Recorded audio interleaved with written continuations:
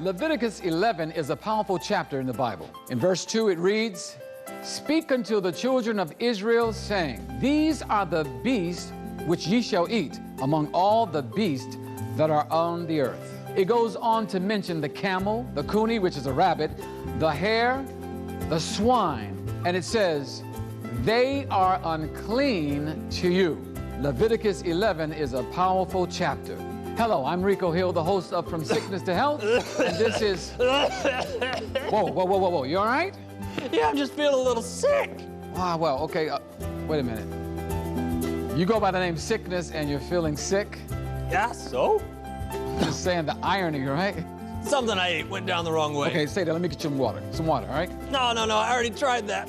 All right, let's try this. Well, here you go. Ready? 1, 2. Oh, man, what is that? That was dinner.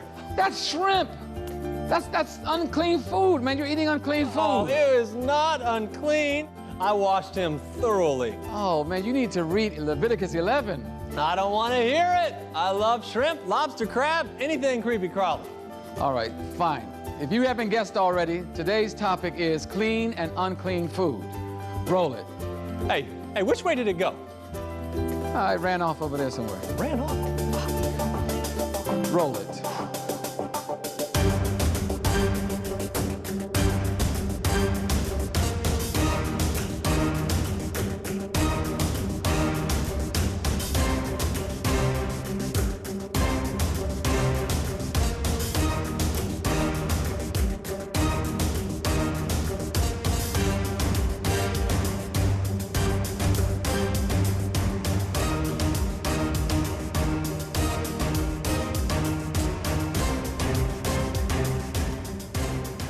Hello, and thank you for joining us here in the studio of From Sickness to Health. You know me, I'm Rico Hill, but today I have someone you may not have met, but you are going to be happy that you met him because he's going to share some wonderful information with us. It is our good friend, Dr. Milton Mills, who is a physician, and he is part of the critical care unit of the United Medical Center in Washington, D.C. That's my hometown. He is the Associate Director of Preventive Medicine, and that is for the Physicians Committee for Responsible Medicine. That means that he's going around lecturing. Not only is he caring for patients, but he's also educating them, and that's a big part of what we do here on From Sickness to Health, because we want to see you go from sickness to health. Welcome to the program, Dr. Mills. I'm happy to be here, Rico. You know, we're talking about something today that a lot of people, they read their Bibles, they have studied things, but they miss this point. And we're talking about clean and unclean foods, or clean and unclean meats to be more specific. And today, we're going to break this whole thing down. We're going to get rid of the myths and the misconceptions. We're going to get to what not only the science says, what a good, responsible, preventative physician would say, but we're going to look at what God says as well, as we always do. So hang around. We're going to take a look at what our friend Sickness has to say about it, because we want to be balanced, don't we? So let's see what Sickness has to say about this subject. Thank you, Rico. I'm preparing an exquisite dinner tonight for some of my frenemies, a group of health nuts. They only eat clean and local, organic, I don't even know. It's kind of annoying, to be honest. Vegans and vegetarians, they annoy me a lot. So anyway, I'm trying to be creative. It's much harder to be sick when you're vegetarian, so I've got to do some things that I would not otherwise do. I'm gonna make some greens, which is good for you, but I'm gonna add in a little bit of pig feet for flavor, which is nice. And also, I'm gonna add some shrimp and some lobster. That's gonna be great. And then last but not least, I'm making some vegetarian rice patties, but I'm using crab sauce for flavor. It's gonna be great. You know, vegetarians, they think they're pretty smart, but not all of them read the labels. That's how I get them. Lard, oh, that's a great one. You know, lard is pork fat. Not a lot of people know that. Sneaky, I know. So anyway, that's what I do. I've sent out invitations to all my health nut friends. They're coming expecting this great meal, and I'm gonna make sure it's amazing. You know, one last ingredient I had to consider. is you got to make sure some of these guys are technically not unclean. So I'm going to scrub them down real nice. Back to you, Rico. So, shrimp, lobster, lard. So let's start out by what's the book of Leviticus tells us that there are some issues. God says there's an issue with eating certain foods. He deems them unclean to us, as we saw in the opening of the program. But let's hear from you. What's wrong with lobster? What's wrong with shrimp? What's wrong with pork? Okay.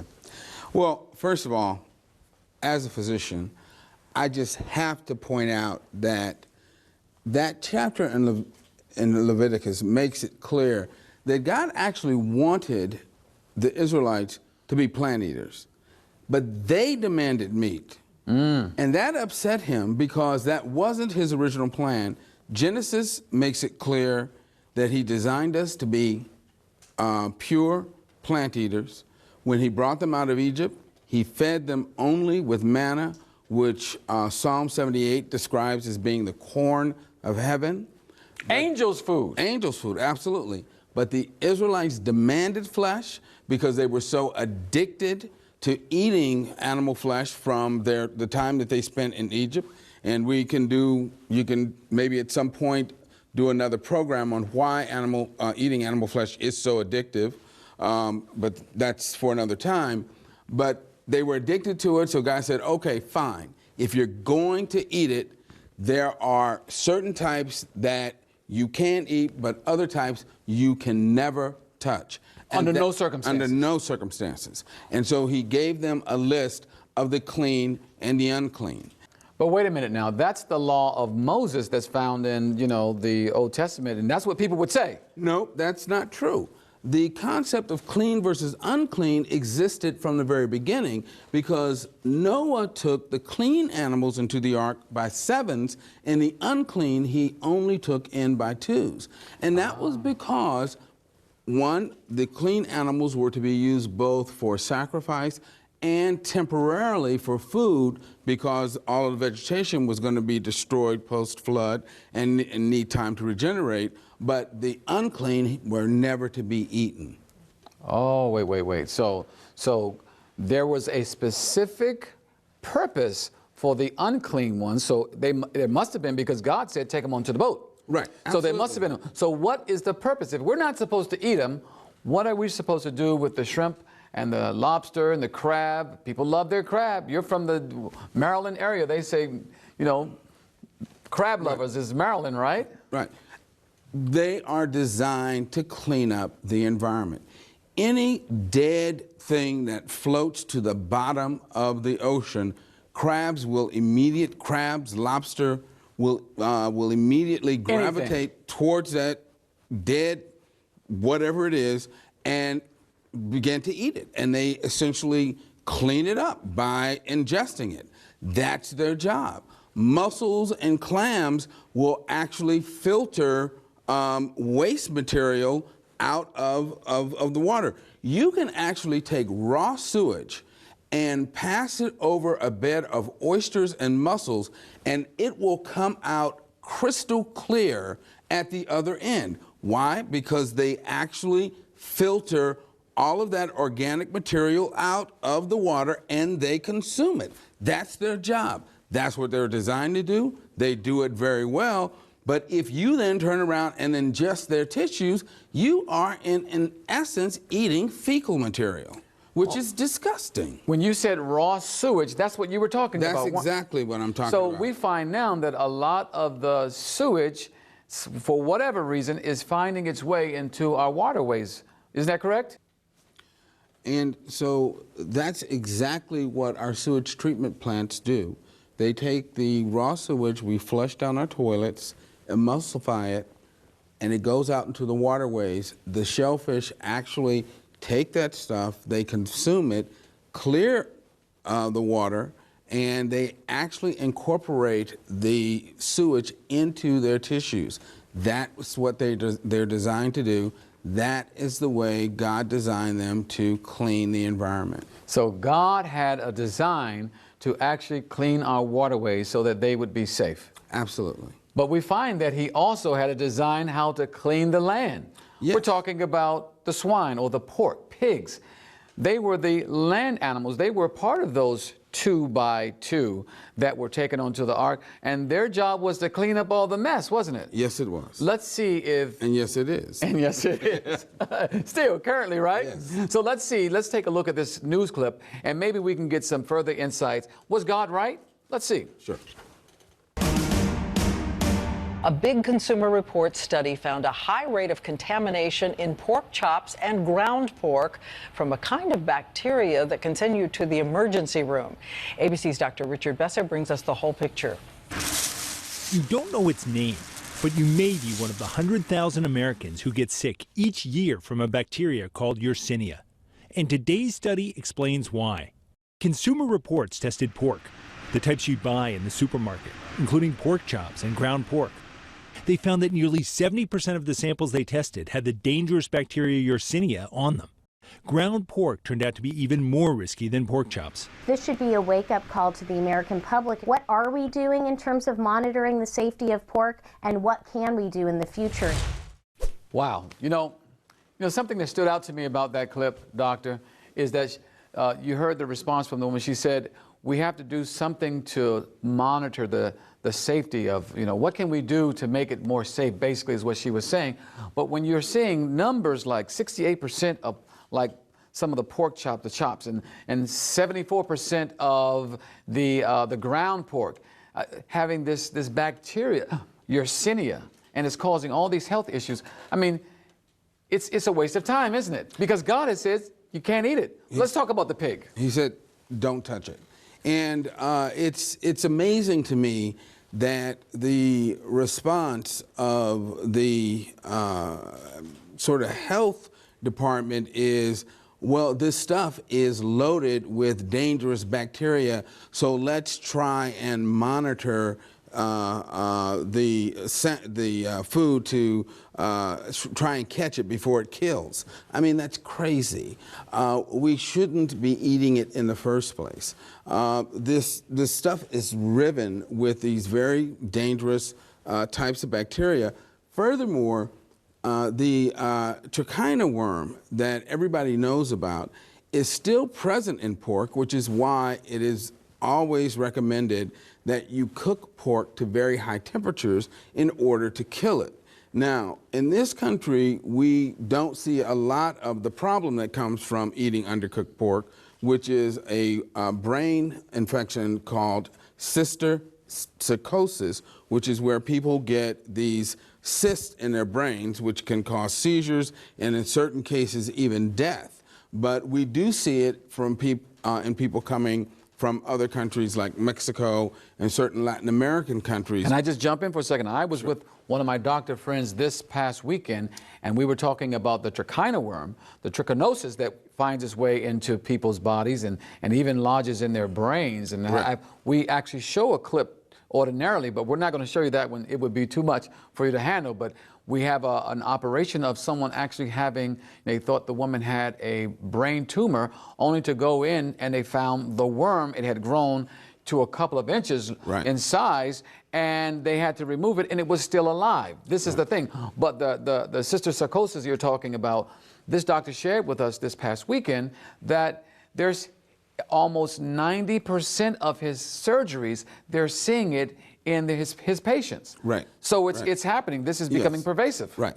This is still very prevalent. So it's the trichina worm, it's the Yersinia, and then, there's this campaign in the pork industry to try and pass pork off as white meat. They say pork, the other white meat. That's marketing, isn't it? Yeah, that is marketing because it's an absolute lie.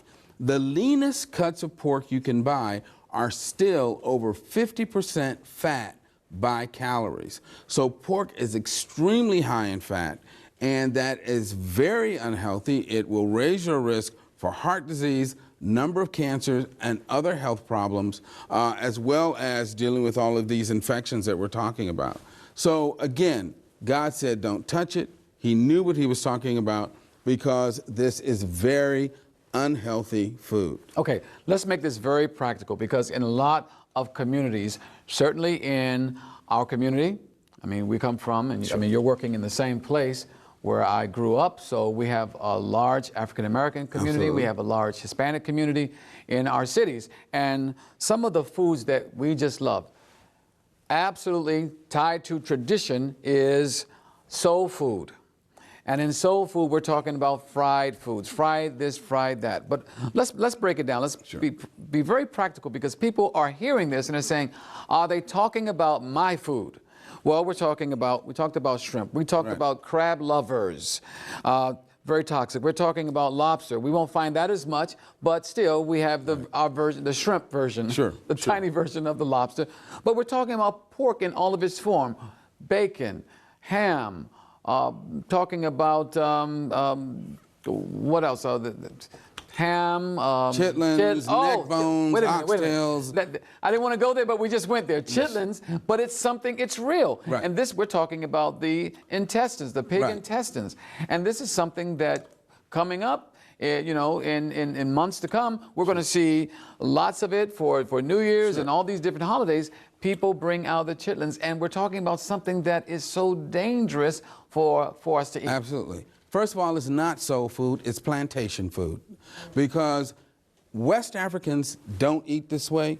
Traditional West Africans did not include these kinds of foods in their diet. And the reason why you're saying West Africans is because most African Americans who have come here came from the Western West Africa. part. That's where the slaves were obtained. But that's not their diet, you're saying. That's not their traditional diet. What happened was, when these West Africans were brought to the American plantations, they were literally forced to eat the garbage of the plantation. So that's why they were forced to eat the entrails of the pig's feet, its ears, its tails, the cow's neck bones, the cow's tail. All of these things were the things that they would ordinarily throw away, but instead of throwing them away, they fed them to the slaves. Unfortunately, when the slaves were freed, they turned around and owned what is essentially a dietary vestige of slavery. And we know that these foods are higher in cholesterol, higher in fat, cause excess rates of disease, and are very unhealthy. And we need to reject these foods and get back to what is our true dietary heritage, and that is a low-fat, plant-based diet that does not include these very unhealthy dietary echoes of a slavery past. Now, you know, some would say, well, it tastes so good. First of all, it tastes, we've been eating it for years, and, you know, let me just play the advocate here. Sure. They'll say, well, you know, we've been eating this way for years. Right. Grandma ate this way, and she lived to be 85 years old.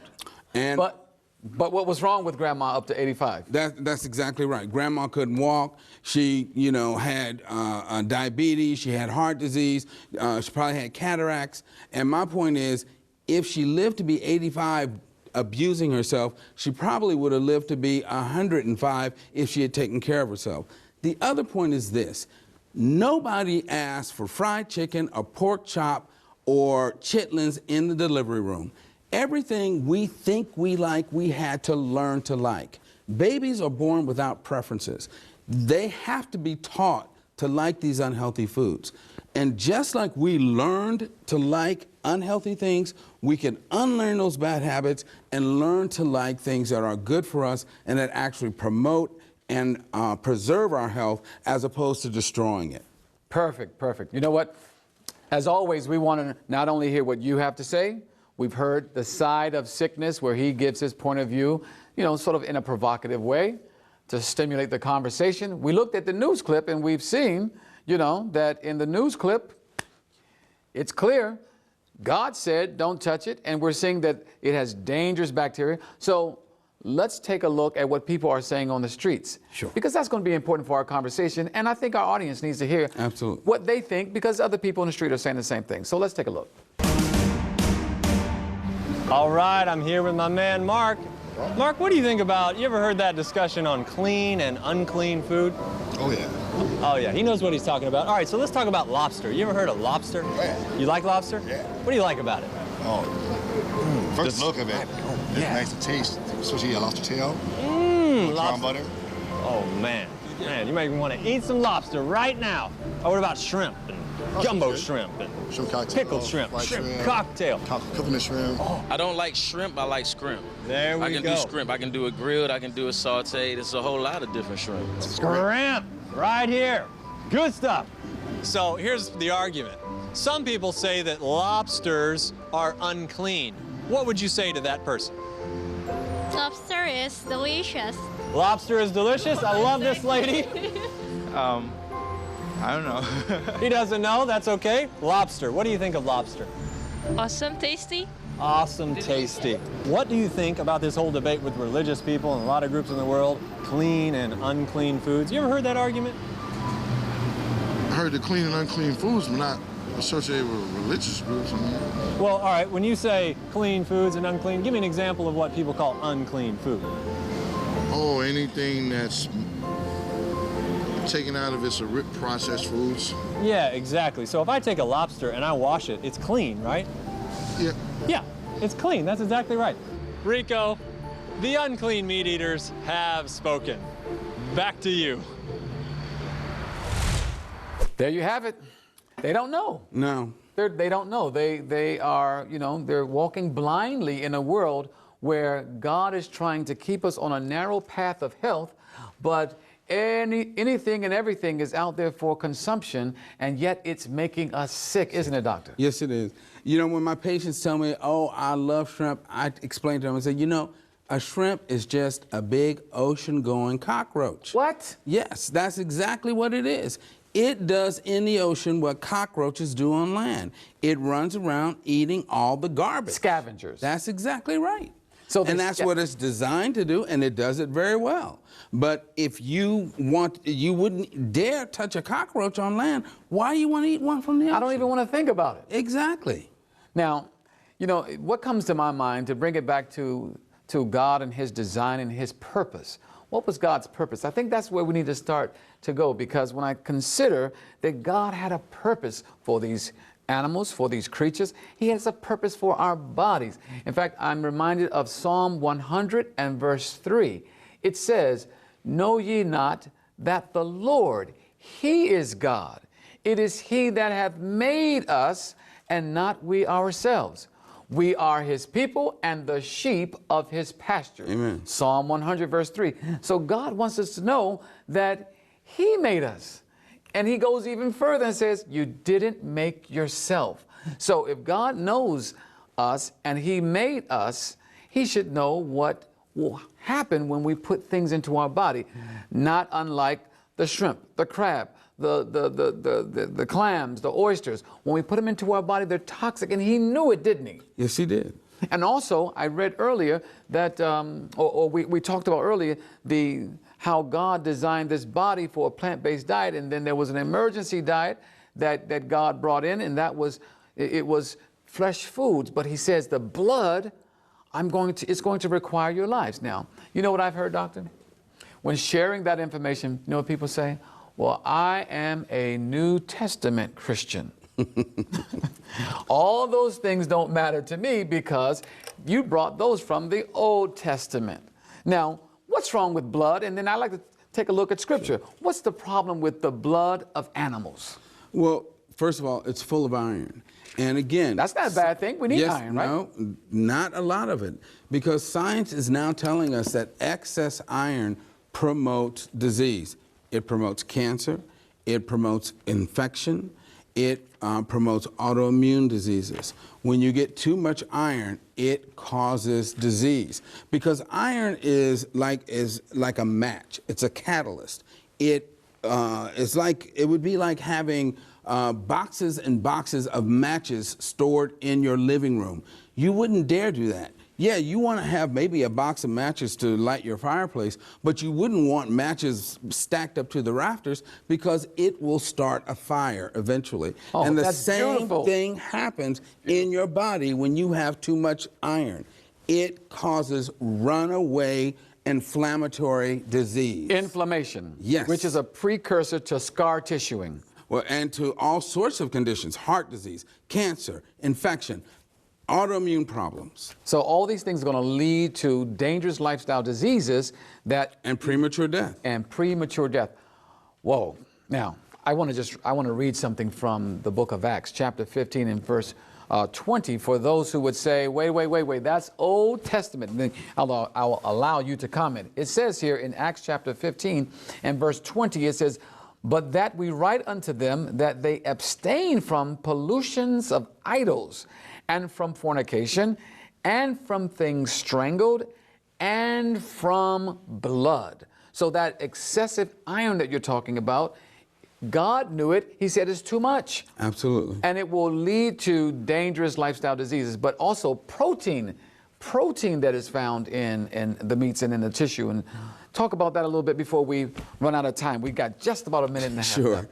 Animal protein has been shown over and over again to raise levels of what we know, hormones that are called IGF-1, IGF-2, which stands for insulin-like growth factor 1 and 2. The higher the levels of these of IGF-1 and 2 in your body, the greater your risk of developing various types of cancer, also of developing diabetes, and a number of other inflammatory conditions that, again, lead to disease. So, again, animal protein is actually toxic to our system, whereas plant proteins actually are very beneficial to our system. Animal proteins tend to promote atherosclerosis, plant proteins don't.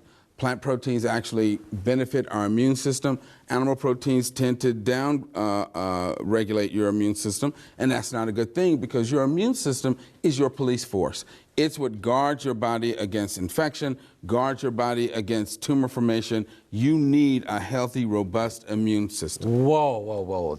I tell you, you know what? It just sort of opens my mind up to, you mentioned diabetes. We're going to have you back and come back and talk about diabetes in this context. This has been a fascinating discussion with Dr. Milton Mills as we've been talking about clean and unclean meats, but also the blood that's in meat and why we love it so much. Now, this has been a greater context for you, I hope, in terms of seeing the things that's in your own family, the cancer, the diabetes. But we're going to come back and we're going to talk about this some more. So tune in the next time on From Sickness to Health. Thank you, Dr. Milton Mills. We appreciate it. And we'll see you again. I remember when eating clean and unclean foods became very, very real to our family. We were just eating the things that we loved and we weren't really thinking about it. We didn't care. We didn't know any better. We just was enjoying our food. It tastes great, so what was the problem? But there was this time, I was about 8 years old, and we had a certain pork item, and the entire family, all 8 of us, became so incredibly sick. I have not had pork since that day. Now, today we have shared with you that which is clean and that which is unclean. Hey, yeah, but what about bacon? What about bacon? If it comes from a pig, it's unclean. Yeah, but it tastes so good. It's not about taste. It's about what the Word of God says. See, that's where you got this old Leviticus and Old Testament stuff totally wrong. When people are offered a BLT, can't resist it. Gumbo, shrimp, lobster, all in one. Look. People are going to eat what they're going to eat. And we are going to keep informing them about what is good, what is healthy, and that which will do you the best. What about barbecue snake chops? It's what? It's out. Yeah, no, you put it on the grill, the fire seems to somehow eliminate all the parasites. No, it's unclean. It's unclean. How about tofu and armadillo? Armadillo? Well, see, the tofu balances out the leprosy in the armadillo. You know what? Now you're just being silly. Here's the thing. The laws of health are like any other laws. If they're broken, there are consequences. The psalmist David says, we are fearfully and wonderfully made. Look, God did not give us the book of Leviticus for a bunch of restrictions and rules. He did it because he loves us and he wants us to be healthy. It's rules and restrictions. Anyway, that's our program for today. I leave you with this. 3 John 2, Beloved, I wish above all things that thou mayest prosper and be in health.